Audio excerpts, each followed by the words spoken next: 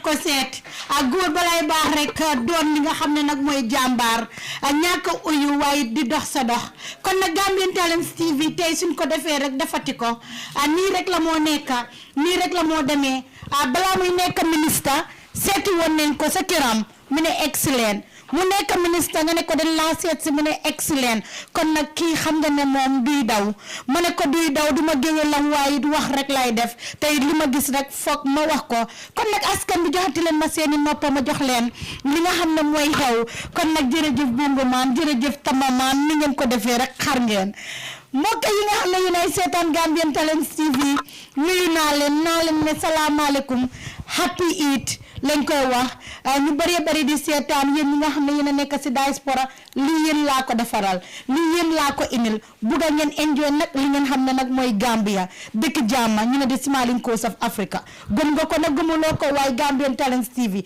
del laa indil li nga xam ne nag mooy Gambia Modou Diop juba nuyu naa la Eid Mubarak Eid Mubarak kam na man moom soosa laa ka ma tuntu la soosa xam naa dégg soosa bala dis ma toon les mo bebe kontanade kanante good assalamualaikum be pa jiberlal be kontana be dole ni dunia kono ka fo ko daga dalon isiyat anoda rotu Ndewenal comme ndalta ka ke nyamin sang ning sungar salobe kering wala banas lon katale nganna minister mit na politician na imamul aning mu kotengol ke konso dia amin ila salo ya kenya lan ka diamu kulam yalan ka fuko wala be sundem banko nyim falana nyina fana ala da kem kam mabe kan nyina sango nyim aten min kutum yalan ka fuko be ala tentula mba jelo kan andon ka fale ko Eid Mubarak atol min bebe mo jibe kan ka dua sima ya baning ajata kendal anen fanan ka Bakary fanan ka tentu ka jay ay mol welcome nyamen kana na nice bi alhamdulillah thank you very much jërëjëf Modou bu ko defee rek ma nuyu suma honorable minister honorable salaamaaleykum waaleykum salaam ñu ngi la di la fay Fat Samba di nuyu ñëpp ñoo xam ne ñooñu nga àndal boole si Diouf waaw Fat Samba Diouf bokk honorable ñu dem waaw léegi correct naa ko Fat Samba Diouf ñu ngi laa nuyu di nuyu monsieur Diouf Pa Ousmane ci boppam ko kon nuyu ñëpp ñoo xam ne nii ñooñu nga àndal fii di nuyu képp koo xam ne nii mu ngi seetaan Gambian Talents TV macha allah kontaan naa ñu jox madame rek mu nuyoo askan bi rawatina nag ñu koy seetaan Awa Jubaate madame Badjie Bassel asalaamaaleykum waaleykum salaam ñëpp di wax ne Eid Mubarak everyone di wax ne welcome Fatou ak sa team bi thank you jërëjëf honorable nuyu la lu bari jamono ji sa fan si du ñàkk rek ngeen seetaan ñu bëgg a xam rek naka nga spene sa Eid well li ñoo njëkk a def rek mooy nuyu ñëpp di wax ñi Eid Mubarak di baalu aaxa ñëpp ñaanal képp koo xam ne yaa ngi ci réew mi doole ko si suñu jiiti réew His Excellency président Adama Barrow ak ñëpp ñoo xam ne ñu ngi jiite réew mi ci wàllum politique bi ci wàllum diine gi ci wàllum aada yi di nuyu bépp am di jaama yi tamit alhamdulilah julli bi def nañ ko si jaama julli nañ comme niñ ko lay defee ñu ngi julee ci suñ kër di Iwo Town fa lañ dee julee si jumaa bi and then ñu nekk ci kër gi di whole day famille si ñi yoo xam ne ñooñu la ñoo seeti ñu seeti leen ñu ñoo war a nuyu ñu nuyu leen te noonu lañ ko defee woon démba daanaka dëkkandoor yeeg am di jaama yi ñu war a seet si so alhamdulilah yëpp dem na ci jaama te ñu ngay ñaan yàlla fekkee at yu bare weeri koor gi liñ ci ñaan ak liñ ci jaam yëpp yàlla nangul ñu ko Eid bi jeexagut tey tamit ñu ngi continuer incha allah ñu dégg nga ne yaa ngi demoon nuyu ji family dem julli Ibo Town demoon nga si président bi gisante His Excellency président Adama Barrow déedéet àggaguma foofu normally xam naa ne am na ay ministres yu dee julee King Fahad ànd ak moom dem State House meet ak religious leaders yi waaye man traditionally Ibo Town la parce que tamit am na connexion boobu foofu te tamit ñoom it dañ dee am yaakaar pour gis ñu ñi nga xam ne nii ñoo nekk ci bokk ci ñi jiite réew mi bés yu mel noonu ñu dem bokk ak ñoom bés bi soo Ibo Town lañ julee foofu lañ defee suñu yëpp waaye honorable sa sanse lan la yow ak madame yéen dina leen la sanse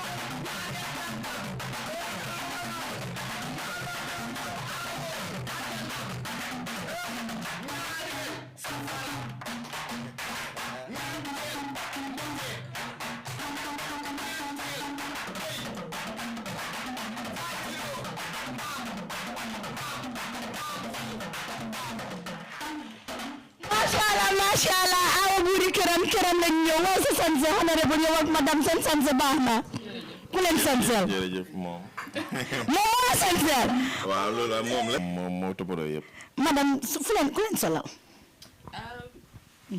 Cake creation. macha allah waa anti Kumba. ak gal Sami ñoom Nabiha ñoom Oli ñoom la. so da nga xam ne sa jëkkër daal dafa bëgg a kola bi nga def si. foog naa ne jigéen bu nekk da nga war a understand sa jëkkër kola bu ko dee jàppa. so basically noonu la so dama dee xool kola boo xam ne dina mën a mànj ak moom choose kola bi. macha allah. seen sa génn la. okay yeah actually we will say, well, work is about to start again. As people know, there was work that happened last year, and we did call it the first phase of the job. And our expectation, based on the expert advice, was that if we were able to complete that first phase, we would have been able to meet at least the basic standards of what CAF required. Unfortunately, when those works were on, the CAF was invited to come from their own perspective to advise, which was supposed to happen at the beginning, but again, that's a different institution. They didn't have time to come in early, and they came somewhere in the middle of the job. And when we presented what we are doing and what is left to be done, the inspector from CAF said, no, we needed to do more than what we already put on the table to do. And that's where the recommendations for the media room came in, that we need to have a media tribune, we need to have a separate place for the media, and it's not just supposed to have normal seats, it needs to have seats with electricity sockets and tables for computers and quite a number of things. And we cannot use the scoreboard that we intended to use. We need to have the LCD scoreboard, the electronic scoreboard like they call it, and the fence outside is not enough.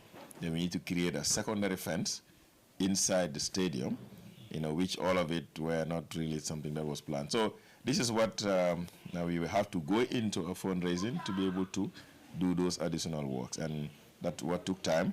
Like everybody had the president say when he visited, these are works that were never budgeted. And until today, they're not budgeted, unfortunately.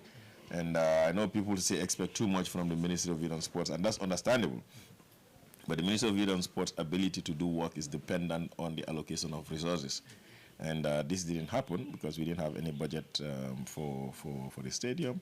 And no matter how much you want to do, you will always struggle. But the good thing is, at least now, the president has intervened and there has been resources that is allocated, and the work is about to start. If you go to the stadium today, you would see that they have already been taking quite a number of materials. They call it mobilization.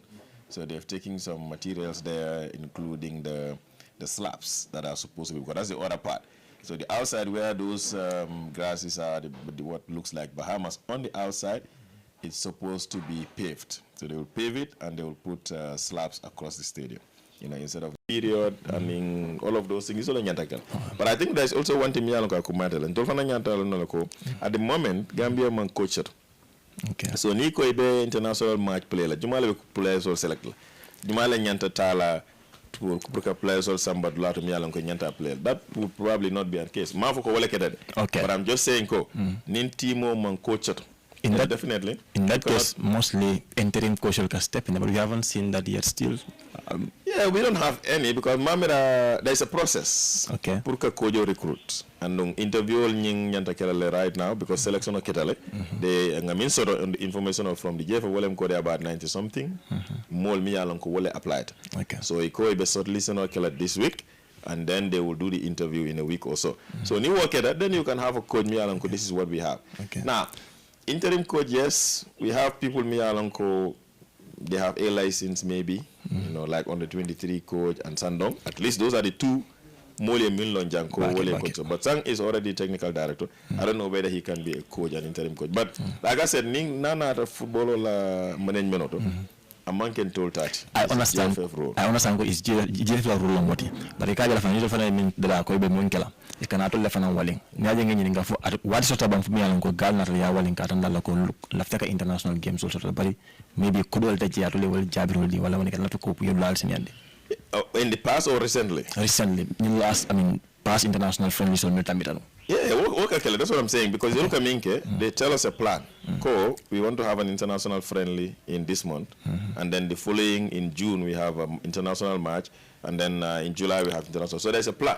So until we choose what we can do. Okay. Like, for instance, we know we Nyanta Kodosora Purka International Majo Nying Jo in June with Seychelles, both home and away. So that we can take care of. But the training match or test match, me along ko ilafta purka work in April, for instance, we cannot have fun because don't mean for Walem ko na focus right now is purka stadium modada. So ni JFF you could also me along ko from wherever FIFA or whatever purka ila international match or take care of, they can do that. But until our focus is on the next international match. Okay. That's the thing. That's the thing. And Jikitako, they haven't reached out to you according to your explanation with regards to the past upcoming, friendly games or season that thing. No, they did. They did. That's what I'm saying. Because they give us a plan. Exactly. So we choose what we can. Okay. And that is the international match. Okay. Matches. Okay. Not the friendly matches of April. Okay. Not April, May. May. It's May. Right? No. Sorry. I'm going back. You're going back. It should be March. It should be March. In April. We're in April now. It should be March. Yeah. So the March friendly is not part of the things we are on control journal for the quarter. Okay. But we can take care of the international matches for the period. Oh, okay. Yeah, because our emphasis was really, one, there is no coach. Secondly, we're focusing on the stadium, and that's the priority for now. Okay. Sorry, but I guess... No, it's okay, it's okay. Audience will have they can be able to relate to it. Kumara Bakele, Janim, Bemrundanang Koma demanding na last participation in the AFCON. Jamalia described as is one of our worst season, even though well kita nasinya flanyodi compared to our first and maiden appearance. Ngabi wonders minke and compared to the last season, Jamal Amankati. It as the sports minister. It has a fundamental problem with us Gambia mo delivering. Well, I've really okay. The problem JJ as such, because near the core, Gambia tata AFCON maybe 5 times or senior Lulu or senior Nani. Then most are senior like a compare ko means senior follow or senior Samanjango or senior Nani and but this time around Manyan. But woman, in the case of Gambia, until Neman qualify AFCON. The first qualification of AFCON was in 2021 AFCON. Nara qualify again for 2023. So comparison is just 2. Yes. Killing Onying in Tada for quarterfinals. The second one dropped at the group level. So yes, performance on you better. But again, I'm going to more nyanta and Lonna Leko, ni Tada AFCON. This is not a justification, just Puka explain more Leko. Timol be mi along with AFCON majority. Ikatale, ye done group level ye Muruna. Then second time, maybe they move to the next stage. Then they keep growing. With more experience, with more professional players, then a position improve. But until we were lucky, kona force AFCON tara for quarterfinal. So that is not a benchmark. That doesn't mean konina AFCON the next time nyata futala jelo or nyata tambela jelo. No, that's what until be left on wall. But ni more reasonable time. We know last AFCON, not this one, the previous AFCON. This is the first time just to experience in Ghana. Yeah. So reasonability in that and Tambita next moment the same expectation means previously. We are building a team eventually experience as a footnote everybody will be happy. Come team will be Senegal, Ghana, Nigeria, we bid $30 is for to be. But thirdly, we were in a very difficult group. Nibe group of the you have those teams in Minnesota. And Gambia being the underdog. In fact, we played preliminaries to qualify for the AFCON. Sure. You want to compare us with big countries, football and in told monkey killing. I mean, sometimes it's difficult for people to say, don't we're reasonable. But in the group of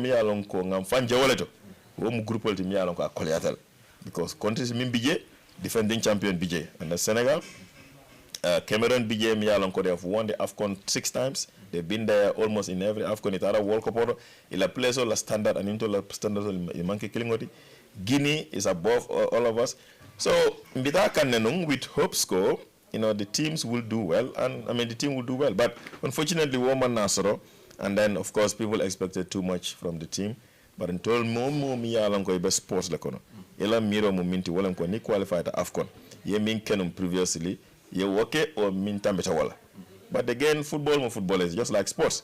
Nitara sometimes ikakatale you qualify, but again, Niajibe, Guinea for instance, Bissau, itara AFCON 3 times. Ilawo 3 times will be, they stop at the group level. Mauritania, Tata AFCON 4 times. Ila 3 times will be, they stop at the group level. Just recently that they moved to the next stage. Sure. Senegal is defending champion. Don't drop at the group level. Senegal dropped the next one, which is the knockout stage. Ghana, bigger country, more resources, they stop at the group level. So that is the logic. Ko football mukuleti miyalko, sports mukuleti miyalko, you perform sometimes you drop, but standards bijela and standards nying ni dunta filo kono rekalo ne ko carrying manke kilingote. And I think these are the things miyalko walaka. But again, government la role dula ayo mafan.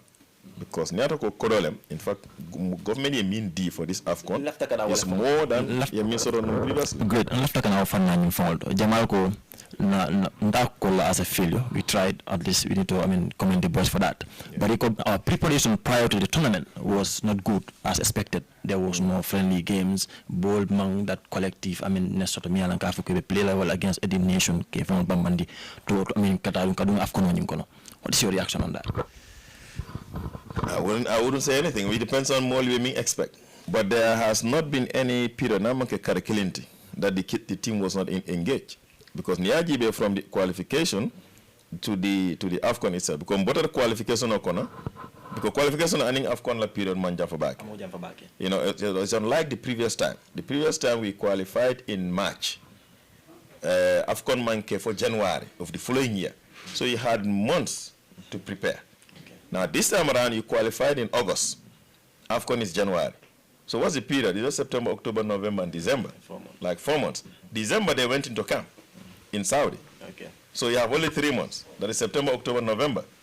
When time did we play our World Cup qualifiers?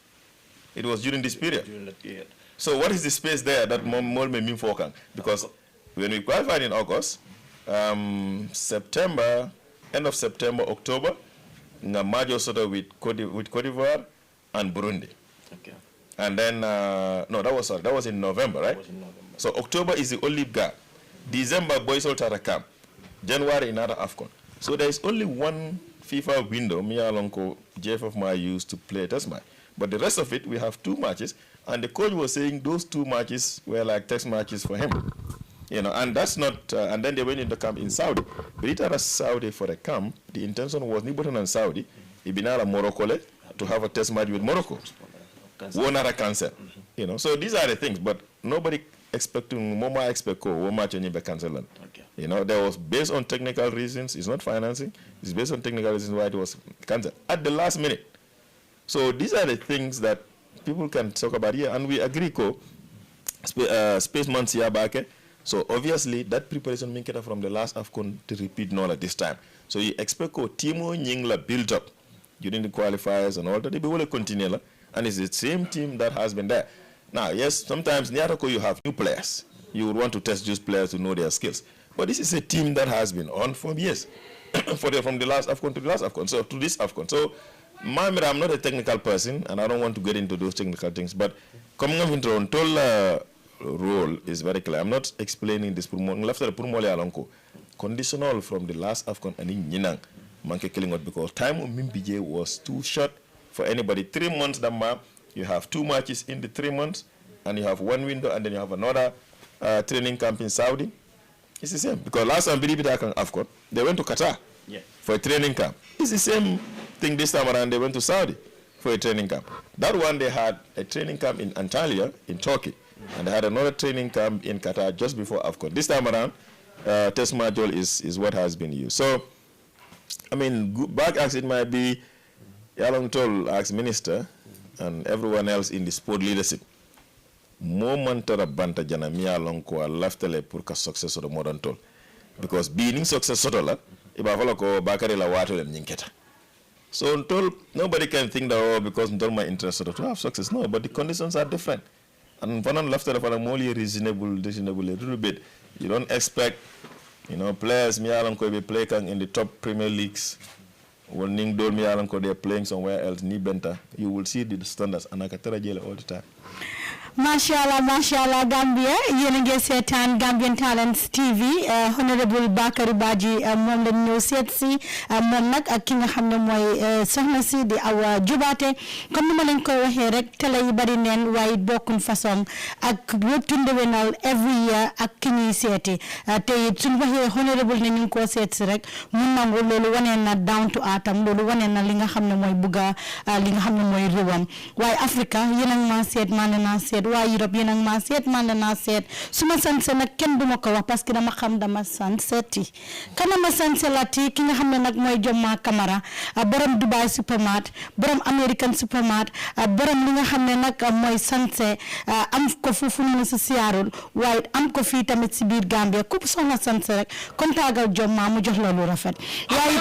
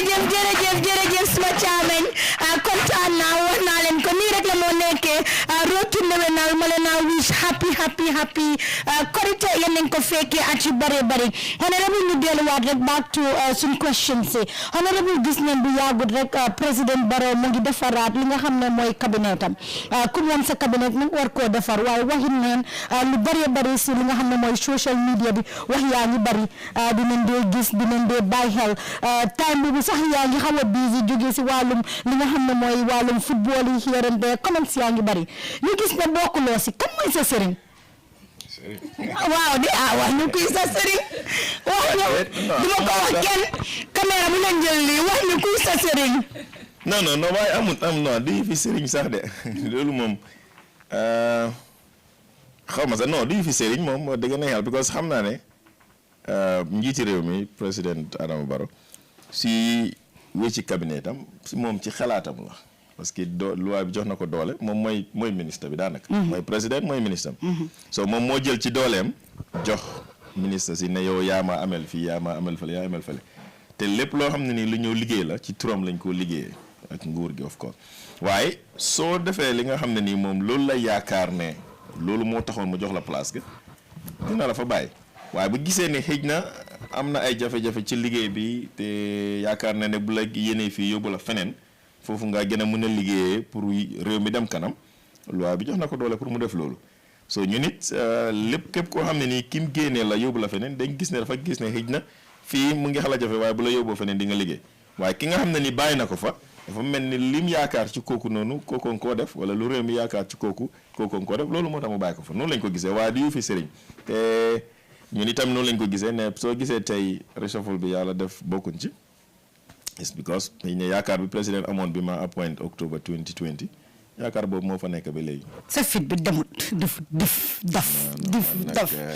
déedéet na wax dëgg yàlla man suma gëm yàlla toll na foo xam ne ni lépp lu ma fekk suma ba xam naa ni noonu la ko yàlla dogale kon dinaa def su ma mun bàyyi yëpp ci yàlla te yaakaar naa loolu la te amin aw ma woon any xalaat pour ne xëj na am na li ma def loo xam ne nii li ma yàq wala li ma def loo xam ne nii waroon naa ko mën a gën a defar te ma defe ko deliberately ma def ko ci anam boo xam ne ni dafa andi leneen loo xam ne ni président inspecteur loolu amut te nit ñi lu ñu dee coow ci biti ak lu nekk ci nguur du doy na comme tey soo waxee ne ministre bi defut lii waaye président bi xam na ne soo gisee ministre bi defut lii moo tax keneen kuy wax ci biti moom du xam loolu waaye président bi ñu appoint moom xam na ne xëy na am na loo xam tey su ñu waxee ñu ne stadium ba liggéey stadium bi ne la président moo gën a xam luy dox ci stadium bi from bi mu dooree ba tey history bi nekk ci stadium bi bi tax ñu agsi fii président xam na ko parce que stadium bi bu ñu ko bil 1984 comme li ma wax saa nekk bu fekkente ne comme yeneen nguur gi defoon nañ ci dara ni kon te tey situation bi ñu nekk duñ ci nekk lan moo tax Gambie am benn stadium depuis 54 years bu ñu amee indi naka 58 years bu ñu amee independence ba tey loolu du problème bi Bakary lu tax stadium bu ñu ko bilee 1984 maintain nañ ko di ko rénover muy dem saa yu nekk every 5 years nga rénover ko pour mu nekk standard loolu du problème bi Bakary parce que man awma fa 3 years ak laa fa am so these are the things yoo xam ne tey si suñ jamono la tombé nit ñi dinañ wax ne baan nañ stadium bi waaye bi ñoo njëkk a baan stadium 2019 ma nekkuma ministre keneen na fa nekkoon balaa loolu bu CAF di binda Gambie di leen wax ne defar nañ seen stadium bi jox nañ leen 5 years pour ngeen defar stadium bi loolu was in 2014 time boobu président Barroso nekk président buñ ci jëloon ay jéego ni constitution bi nekk dañ ci nekk soo ñun dañ tombé jamono joo xam ne li yàqu woon bi foo loolu leen ñëw tombé suñ biir nag mu fekk mu gën a yàqu ñu war koo defaraat te mu nekk loo xam ne ni lu soxla xaalis bu bari la président xam na ne ministry of finance ñooy joxe xaalis pour ministry of youth and sports liggéey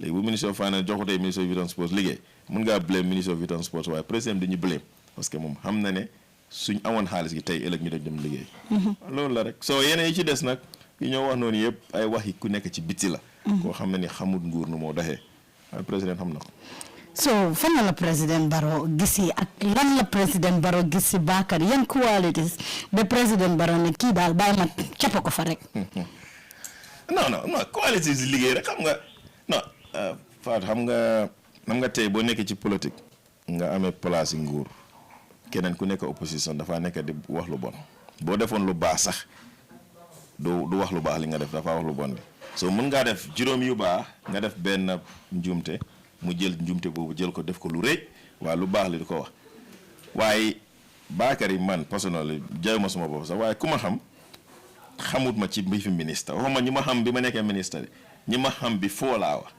depuis bi ñoo nekk ayko bi ñoo nekk neeku bi am door professionnel liggéey Child Protection Alliance spend 12 years Child Protection Alliance wër réew mi fu nekk di def ay training di taxawal dooleel ndaw ñi di dooleel jigéen ñi loolu du tey so bu yàlla defee nag ba ñu gën a maaga dugg ci politique président gisee ñu foofu noonu appoint ñu ministre lim xam ci ñun bi foo loolu la moo appoint amiin Gambia am na 2 millions ak dara kiñ tànn def ko ministre dëgg la mbir yàlla la waaye dafa am leneen loo xam ne ni lu laa génnee fu la yàlla di jaarale bi nga génne ba nit ñi gis la ba président am yaakaar appoint la te ñun tamit dogu nañ ne comme président am na yaakaar ci ñun réew mi am nañ yaakaar ci ñun lépp loo xam ne ni luñ mun ci liggéey la dinañ ko def te li war suma diggante ak suma boos mooy ci lépp luñ nekk mu yëg ko te loolu lañ dee def saa yu ñu amee jafe-jafe dinañ dem wokkoon ne ci jafe-jafe bi ñu nekk saa yu ñu nekkee ci programme dinañ dem ñu wokkoon ne ci programme bi lañ nekk bu ëllëgee man su ma fa nekkutee sax moom mun naa wax ci ministre bi loo xam ne ni man su ma fa nekkoon di same thing laay wax so loolu moo nekk suñ diggante te yàlla def na moom mu nekk koo xam ne ni du tooñ du jos toog rek génne nit ba démb rek am na ñu mën a waxtaanal ma ne la xam ngeen defe na ni président Barrow mooy bu problème amee moom mi njiit gi dafa jël loolu ne ñun suñ problème ñun ñëpp waaye du bëgga nit ñi lu leen neex rek mu daaxa kenn ngir bëgg na nit ñi wane waa gisuloo président daaxa na kele léegi nag problème bi kooku la non moom xam na ne problème bi fépp la oo ñun ñëpp la so moo tax mu jël responsabilité so ñun lépp luñ def ci turam la lu bu bonee yi tamit mistake bi su jógee si ñun yi tamit dinañ ko wax ne mistake bi si ñun la jógee mu def ko te loolu la rek soo yaakaar bi nekkoon suñ diggante ak moom jamono jooju moo fa nekk ba tey te loolu mo saa yi mu nekk saa yi ñu waxee ñu gërëm ko waaye comme li ma wax rek Gambian si seen expectations dañ ko dee xam te ñun suñ bopp ak loolu lañ bëgga waaye gis nga nguur dafa jafe-jafe ba nga xam ne ni boo nekkutee ci biir doo xam lu ci nekk nit ku nekk ci biti mën ngaa wax la ne waaye kuñ joxoon place yi tamit boo fa toogee di nga xam jafe-jafe yi de ñoom tey xëy na bëgguma dugg ci waxi opposition sax waaye ñu ngi amee seen council si some of the councils lañ ñu wax li nga xam ne nii moom lañ jot a def li nga xam ne ni jar na ko kon xam nañ ne jafe-jafe bu nekk si ñoom moo nekk ci yeneen place yi di same thing la luñ mënta deliver nekkuñ ne bëgguñ koo def ñàkk a mun la because xëy na ressources yi fa nekkul wala alal bi fa nekkul loolu rek waaye alhamdulilah ñun dinañ continuer di def luñ man as far as ñu fa nekk waaye doo si miin ne damaa nekk ministre of youth and sports forever non xam naa ne keneen na fa nekkoon balaa koo keneen na fa nekkoon man tam dina am bés boo xam ne dinaa fa jóge waaw bara ma faa jógee bëgg naa liggéey boo xam ne ni bu ma fa génnee dinañ wax ne Bakary bi mu nekkee fii lii ak lii moo xew. may ooyee président bi am na ñu may dégg ñu ko wax His Excellency ñii di ko wax suñ boss ñii di ko wax Kotoma ñii ku nekk ak on turu boppam yow noo koy ooyee. non yow Excellency rek lañ ko dee wax. yow laa wax yow. waaw moom laa ma ne yow Excellency. waaw du yaaxa dara su ko defee gars yi xam ne ñun suñu honorable ministre dafa xombul rek ku liggéey rek fayeku kon nag yéen a gis lii gis ngeen suñu sali boobu nu mu duufee antalu ma ko sax macha allah jërëjëf bu baax a baax honorable tey soo doon nuyu ñi nga xam ne ñooy sa ay fans sa ay am di jàmma loole naay nuyu. waaw di la nuyuwaat rek ci julli bi di ñaan yàlla may ñu wér yàlla may ñu fekkee at yu bari yàlla wàccee fii jàmm ak naataange yàlla may ñu ñi nga xam ne ni ñoo jiite ci ron président yàlla may ñu xel bi nga xam ne moom la ñu mën a yóbboo lu ñu nit ñi sas lu ñuy am yaakaar jafe-jafe yi nekk ci réew mi ci wàllum dunda ci wàllum liggéey ci yëpp ñu ngeen ñaan yàlla saafara ko. ki nga xam ne nii tamit yaa ngi ci liggéey yàlla yokk wërsëg bi noonu loolu laa la ñoo ñaan jàmm ji daal moo gën a am solo te ñëpp niñ ko waxee loolu la ñu yàlla jox mu nekk loo xam ne nii yeneen réew bëgg nañ ko xëy na amuñ ko wala amuñ ko comme niñ ko amee yan na ko fi yàlla bàyyi yàlla gën ñu ko yokkal loolu la daal Fatou yow tamit ñu jeexale tamit nuyu la bu baax parce que comme ni nga ko waxee diggante bi du tey xamante nañ lu yàgg fekk sax yi fi ministre ñëwul waaye ba tey kóllëre bi fa nekkoon jamono jooju moo fa nekk ba léegi yow ak Pa Ousmane ak ñëpp ñoo xam ne ñu ngi Gambia Talents ñu ngi leen di ñaanal yokkute ñu leen ñaanal wér leen ñaanal jàmm fi ngeen bëgg a yóbbu media fraternity bi yàlla jàppale leen mu àgg foofu moo di xam naa rek du ñàkk rek ñu tàggatoo ak askan bi fii la ñooy em rek alhamdulillah comme fo don kuulima buka jangosi ba ben ñino adandulate na daga ministre ñine jibe andum kontantal na ka cal minto comme nga fala ñamen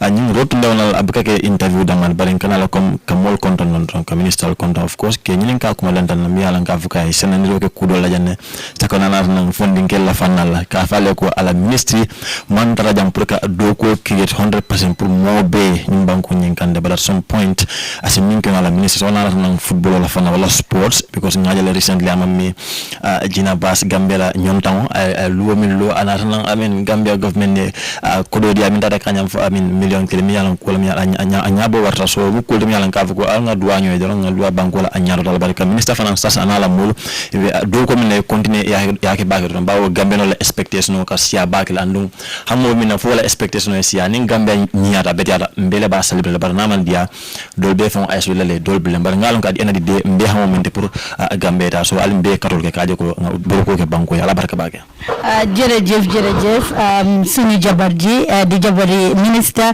ñu ni ko yow it ku xombul rek ñu bàyyi la nga nuyu wanteeg sa fansi ak also tàggatoo wax ñu kan ak kan nga wees happy Eid Mubarak kii xamul de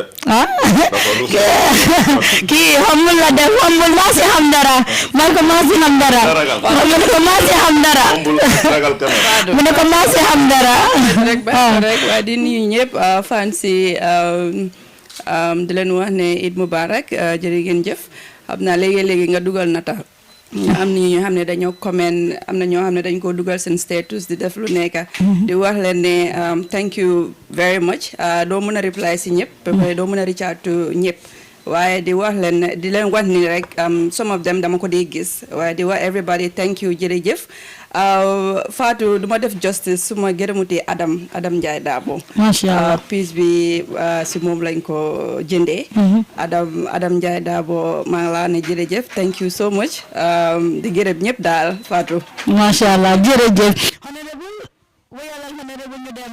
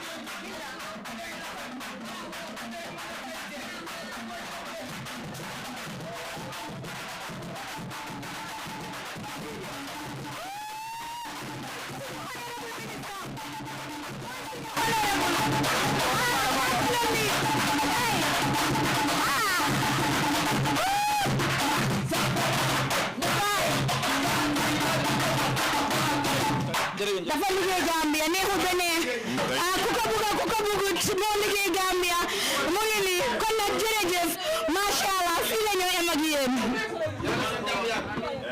kontaan nañu jërëjëf dégg nga.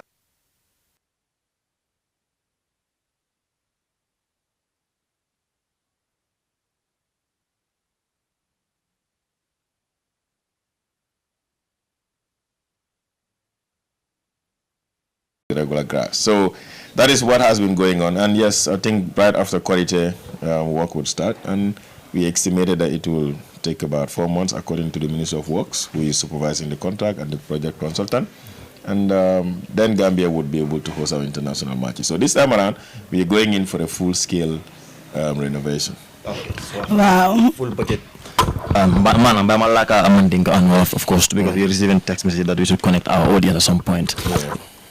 President already, the government already allocated some funds that's supposed to, complete the entire renovation. Is that right? Well, we won't call it entire, Okay. but it will.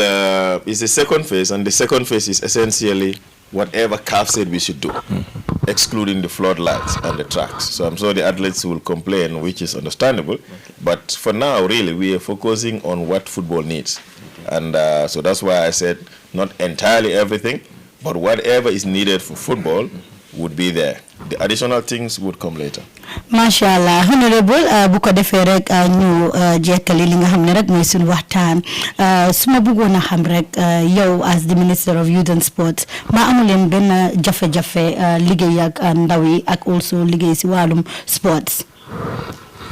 non jafe-jafe yi du ñàkk xam nga liggéey moom daanaka liggéey bu nekk am na jafe-jafe boppam muy nekk ci nguur wala mu nekk ci leneen loo xam ne ni nekkul nguur so Youth and Sports yi tamit noonu la mel dama mel ni beneen bunta la rek ci biir nguur boo xam ne liggéeyam bi daanaka bokk na si liggéey bu gën a métti parce que tey bi ne yow yaa amee yëfi ndaw ñi te ñun ñëpp ñu xam yëfi ndaw ni mu mel nga ne yaa amee yëfi sport ñu xam yëfi sport ni mu mel ci réew mu nekk la place bu xala jafe la parce que ndaw ñi luñ dee expect daf dee xala bari sports bi li moo lacce dafa bari te yéene yi doo dee mën a def lépp loo xam ne ni moom la nit ñi di yaakaar ci yow te du nekk loo xam ne sax xëy na ñàkk a mun la waaye am na ay conditions yi nga xam ne nii moom mooy tax nga mën a liggéey te xëy na yooyu dafa dee nekk yéene yi so loolu mooy jafe-jafe yi nga xam ne moom la ñu am te loolu daanaka comme li ma wax rek bunte yu bëri dañ ko dee jànkuwanteel ñoo waxee ñu ne amuñ budget bu doy waaye nag expectation bi bëri na football team bi basketball team volleyball team athletics wrestling ku nekk ñëw na yaakaar dara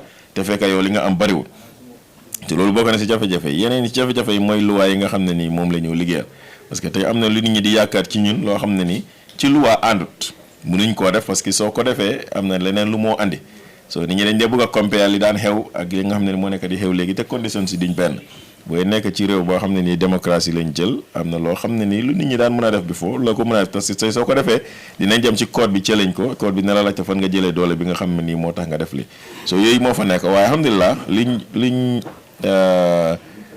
kontaan rek mooy ne jëm kanam am na te tey kuy xool ci wàllum ndaw ñi am na lu bari loo xam ne lii xew du daan xew ci wàllum jëm kanam am na programme yi nga xam ne nii initié nañ ko benn ci ñoom mooy National Youth Service Graduate Programme wala ñu koy National Youth Service nga xam ne nii ñi jeexal university amuñ liggéey dinañ leen mën a dugal ci programme bi ñu attaque leen si ay institutions benn at nguur gi fay leen stipend and then suñ paree ñu yaakaar ne dinañ fa amee expérience pour mën a liggéey parce que lu bari loo xam ne nii amuñ liggéey expérience lañ dee wax then am na PIA President Award Scheme ñu bari xamoon nañ ko fii nii ñu ko ooyee Award Scheme demoon na ba daanaka ñu bari diñ ko daan dégg waaye léegi am na yu bari yoo xam ne mu ngi xew delluwaat nañ establish club si school si programme si yaa ngi dem si community bi scout bi ci boppam nit ñi demoon nañ ba daanaka noppi woon na waaye fi mu nekk nii andiwaat nañ leen def congrès comité exécutif bi mu ngi liggéey so ci wàllum youth si yu bari moo nekk di xew sport bi tamit daanaka ñu bëree toppa sports xam nañ ne Gambie jëm na kanam bu baax ci wàllum football ci wàllum athletics ci wàllum beach volleyball